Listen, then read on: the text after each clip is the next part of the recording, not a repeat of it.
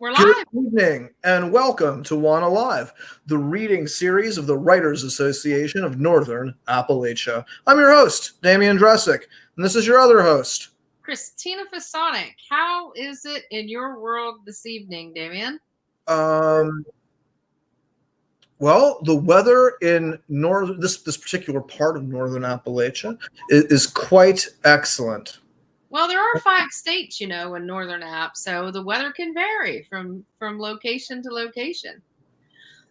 That's why I asked. So I just came from seeing the absolutely amazing Crystal Wilkinson at my alma mater, West Liberty University, And how was that, Christina? She was amazing, as always, and I left there feeling very excited to hear more poetry, and we have another amazing poet on the show tonight. So very cool. Who do we have tonight? I've heard rumors. Yeah, so tonight we have Marianne Worthington on the show, and she is the author of this amazing book of poetry, The Girl Singer, from University Press of Kentucky. Very cool. Yes, winner of the 2022 Weatherford Award for Poetry.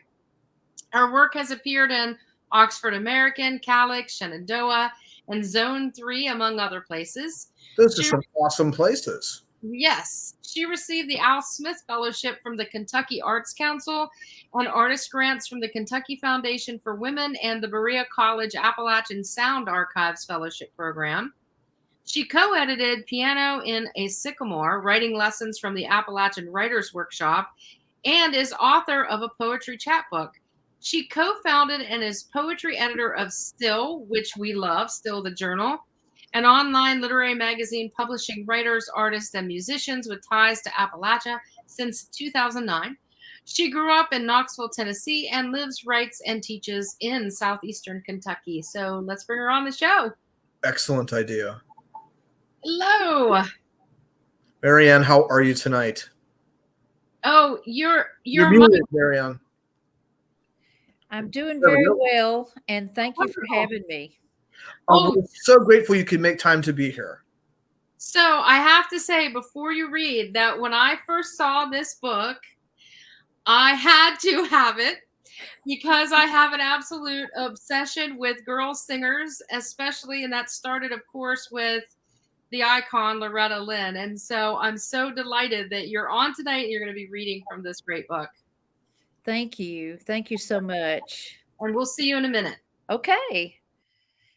Well, I'm really glad to be here, and I'll just read a couple of poems from the first part of the book, which has the most to do with the girl singers. And what I really wanted to try to do in this collection was honor all of those women that I heard and saw singing country and folk music when I was growing up in Knoxville, Tennessee. Knoxville has a really rich musical history. And so I was lucky to see Dolly Parton, for instance, when she was a teenager, she would be on local television. So I wanted to honor the girl singers. So I'll start with a couple of poems that really speak about the very first women performers. And these were the barn dance radio stars. People like Lily Mae Ledford and Molly O'Day, Lulabelle Wiseman, Patsy Montana. And one of the things that I discovered in my research was that these women didn't have a lot of control over the stage names they could take, or the costumes that they had to wear, or even what they could say on stage. So here's 3 poems that kind of speak to that. They're written in kind of a collective voice, like a choir, and I meant for them to be protest poems. So the first poem is about all the names that were used to name these women performers. It's called Barn Dance Chorus. My name's not cousin, gal, honey, or sweetheart, not little miss, little maid, little Joe, little shoe, little sunbonnet. Our names aren't sister, girl, lady, or aunt. Listen, we had to play like one of the boys, cards, drinking, jokes, to hold our own on radio at whistle stops, barn dances, schoolhouses, church meetings, and every blazing county fair in all the states they used for our names: Montana, Louisiana, Texas. Don't call us bluebird, songbird, nightingale, cricket, not sunshine, moonshine, violet, or sugar, not brown eyes, black eyed Susie, Daisy, or laughing Lindy. Listen, if you want us, say the names our mothers gave us. Recall how we really were: raw boned, standing spraddle legged while we headlined those mean stages. And this is Barn Dance Roadshow. Hungry as she was for fame, she never thought they'd change her name or dress her up in homely cloth and make her say those scripted jokes. She never thought she'd have to ride the waves of heat all summer long to hawk the barn dance radio in close school halls and fairground tents. No one said she'd bear alone the blues, the cramps, the damp filled nights, the silhouettes on hotel walls where her name in secret she would write in letters of bright gold. She couldn't know the sacrifice to sing the lonely songs she loved would be rough travel with quarrelsome men who never guessed her given name and didn't give a damn anyway. And this is Barn Dance Costume. Reject the lace petticoats, the rick-rack hems, reject the gingham bonnet stranglehold, the myth of calico for modesty's sake. Forsake the man whispering backstage your fate, his eyes green as dollar bills. Kick off your lace-up boots and ankle skirts and wail the blue notes that howl your heart's longing. Hop high and belt out the one about my Lulu gal, wearing that red dress from the railroad man and those shoes from a driver in the mines. Stay in the pit with the rough and the rowdy. Hop high, don't look behind. And I'll read one more from the last part of the book, which has a lot to do with grief and loss. And this poem is called Ballad, and it has a bit of folklore in it. Well, I heard this in Kentucky, but it may be across Appalachia, this saying. But whenever you wake up in the mountains, and if you see mist or steam or smoke in the mountains, the expression is that the groundhogs are up making coffee. This is called Ballad. Sycamores jut above a daybreak wet with steam. The groundhogs are making coffee. The heron flies above the tree line, drumstick legs stretched rigid, wing flap on the upbeat like a crooked song wounding the sky. A family of house finches makes a dust bath in the gravels at the end of my driveway. They strum and pluck every shimmering day while the worm entombs, while the bud weeps on the vine. I've been broadcasting seed in memoriam. My mother loved the killdeer. Her mother despised the blue jay. The melancholy of its cries, like a wretched old love song, hummed over and again. Thank you.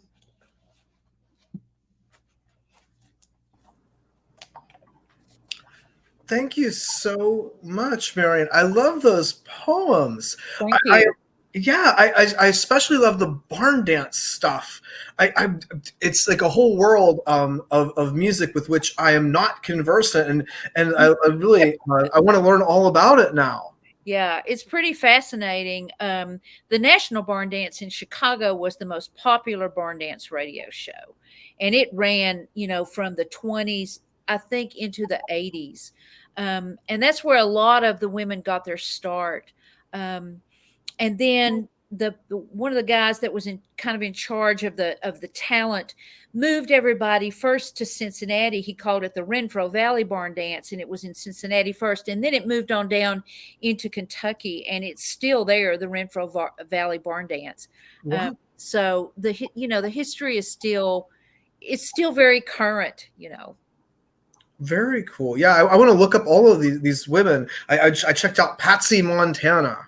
Yeah, she was her persona was a cowgirl, and she sang a lot with there was a cowboy group on the National Barn Dance, and I'm not going to be able to recall their name. They were the Sons of the Pioneers. Yes. And she sang with them some, but that was her stage persona, was to be a cowgirl, and her most famous song was, of course, "I Want to Be a Cowboy's Sweetheart." So yeah. I love the shining a light on. I think there's so much history that helps to shape what we are, but we don't know it exists. Right. So I love shining a light on that. Thank you so much. Yeah, thank you.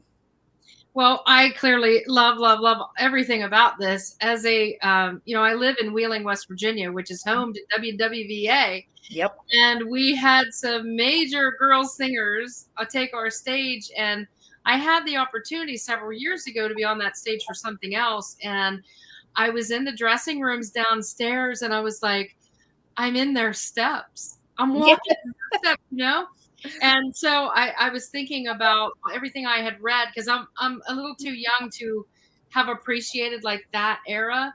But I remember people talking about like Doc and Chicky Williams, and a woman whose stage name was, I think it was Sunflower, Sunflower, and Little Shirley was another one. And these women were so important, though, because they really paved the way, I think, for like June Carter and those, big names that came later in entertainment. And I mentioned Loretta Lynn earlier because, I mean, she is one of my idols. And even though she kind of turned a little strange there at the end, that's okay. Because I kept thinking that I watched her movie, I read the book, I was devoted to her, but if she could make it out of the holler of Kentucky, maybe I could make it out of the holler of West Virginia, right? Right. And I'm sitting here to this day, but I also have a PhD. So, right. So girl singers are really important to our history as Appalachians. Right. And if you think about Loretta Lynn, for instance, I mean, her mentor was Patsy Cline. Yes. And so the women helped each other as well, to get through all the things that they had to get through to be on these stages with these men.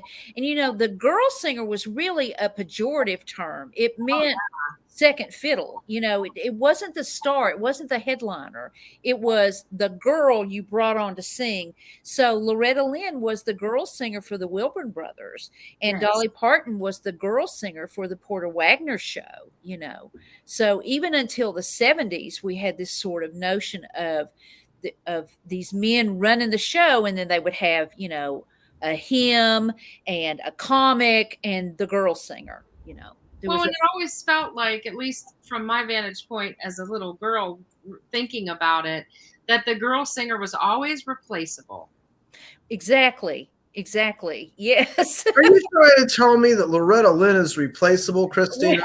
Well, that's how she was treated at first. Well, she was just another girl singer until they, realized that maybe she had something different going on there. Right. And I mean, Dolly Parton replaced Norma Jean, who was Porter Wagner's girl singer. So yeah, they were replaceable, mainly because they could get pregnant, and you couldn't show a pregnant woman on TV, or a pregnant woman couldn't be on stage. Which is something that Loretta dealt with more than once, as we know. Exactly. The pill. I heard an interview with her that was played after she passed away, after she died, and in it she said, I wasn't around in time to benefit from the pill, but I believe in it. She was very fervent about it. Yeah. One of the other things I love about this collection is the double meaning of girl singers. So you're literally talking about women musicians, but you're also talking about girls singing, girls having a voice. And that's something that I think is starting just now to come to the surface. There was an article in the Atlantic about the impact of rural life on the lives of girls. And I think we're just now starting to see, and I think your book plays a role in uncovering what is it like to be a girl having a voice in Appalachia. And I really appreciate that contribution. Well, I mean, one of the models that I've used my whole reading life has been Lee Smith, because that's what she writes about, is the woman as artist, and or the woman who wants to be an artist but just can't, get there. So I've always taken inspiration from her work.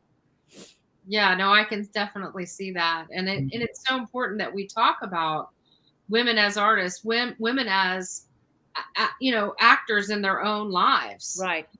Right. Also, I was thinking about groundhogs making coffee. And we didn't say that, but we had other kinds of, sayings that we would say, like if it was thundering, it was God bowling. Yeah. Things like that. And I just love it when people integrate those old Appalachian sayings into the new stuff that they're creating, because it keeps that, imaginative explanation alive. I really love that. Yeah. Thank you. Thanks. Yeah.